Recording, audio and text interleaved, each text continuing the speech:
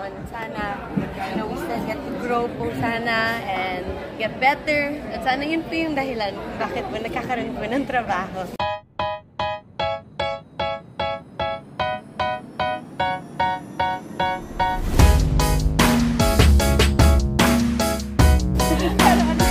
Parang ano lang talaga siya, full circle. Ang full circle na dati nandun ka. Ngayon, magiging katapat naman ng show. Yung dati mo. Well, di man pala dating show yon, pero sila yung mga dati mo din nakasama. Anong feeling? Sobrang grateful po ako kay Tita Cory, syempre. Gusto kong magpasalamat kasi po nag-text po ako sa kanya at nagpaalam po ako. At masaya po ako na binigay po niya yung blessing niya na magawa ko rin po itong project na to. Ako naman po, I'm very, very grateful sa lahat po ng mga nakakatrabaho ko at sa lahat po ng mga gusto po ako makatrabaho. And it was time na rin po, sabi ko medyo matagal na rin akong nagpapahinga sa TV. And this blessing came. So maraming salamat din syempre sa GMA Public Affairs, sa lahat po ng mga boss namin, sa Boss Nesta. Maraming salamat kila Miss Lay. And I hope na patuloy lang po namin mapaganda yung show. Wala pong iniisip na laban. Bas parang challenge po sa mga actors and pati po sa mga creatives namin. Nakakatuwa to see all of the people really work hard po na mapaganda po yung craft. Walang babas sa'yo sa ngayon. Dahil syempre, alam mo naman, minsan yung network ko ay meron pa rin talaga eh. Kahit na sabihin mo nagko-collab na coming from there and then dito ka ngayon. O nakakatanggap ka na ba? Well, para po sagutin yung tanong po ninyo, sana po hindi na rin po nila yan isipin kasi galing na rin po sa mga bosses namin na nakakataas talaga ng balahibo, nakakatuwa na wala nang network war. Na magandang opportunity po para sa lahat ng mga aktor.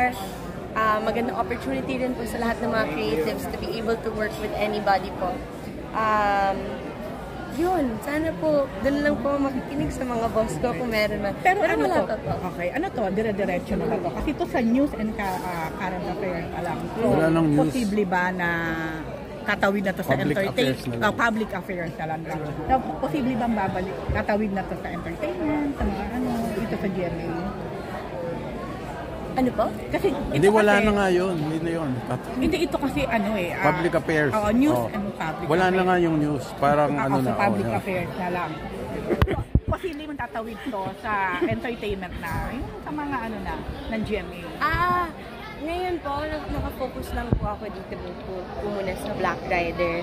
After po nito, marami pa po kaming mga gagawin ng mga movies din po na naka-line up. Opo. Kaya sa ngayon, ayoko pong magulo pa muna yung focus ko. Araw-araw ito po muna.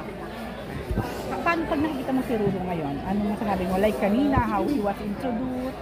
In a way, how big he is now here in California. Nakaka-proud. Sobra po nakaka-proud. Kami po ni Ru, dito po sa GMA, ng mga bata pa po kami. Siguro sabay po kaming nangangarap po talaga nun. At nakakatuwa na makita na nandito na po siya, na kamit po niya yung mga pangarap niya. And people respect him. He's very, very kind. Kaya naman masarap talaga siyang katrabaho. Yung sa Video City po yung nagkatrabaho kami, magaan na magaan rin po. At nakaka-challenge din for me at nakaka-pressure na galingan po siya. Dahil rin po sa lahat po ng mga kasama namin. Bilang respeto lang din po sa Okay, Yasi, kumusta ka na ngayon? Kumusta ang puso? Kumusta ang love life? Okay lang po ako, masaya po ako nandito sa mga Hindi, wala, hindi. Pero just to clear, happy ba ang puso ngayon? Happy po ako, may bago tayong project, panuorin niyo po. Bukod sa project na ito. Sobrang happy po. Ito po si Ruru. Hindi love life. Hindi love life ang question ko. Nagkita na ba kayo ni Coco after nitong mga nakaraang araw? Hindi pa po. Sayang nga po nagkasalisi po kami dun kay Senator Robin eh. Okay. Pero tinanong niya po ako, tapos pagdating ko naman po doon, tinanong ko naman po siya. Pero gusto ko lang, pag nakita ko siya, congratulate ko siya, napakaganda ng Batang Quiapo. Simula day one, nakita ko hanggang ngayon, nakikita ko napakagaling. Ganun po. Picture mo na yan. Thank you po.